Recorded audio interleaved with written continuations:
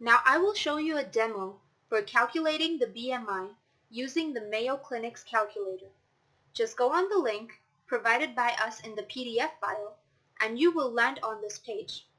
Enter your details. For example, I will enter a sample detail here. For example, weight supposedly being 180 pounds, height 5 feet 9 inches,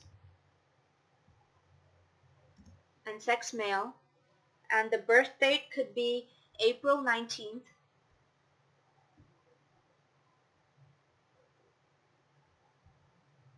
1990.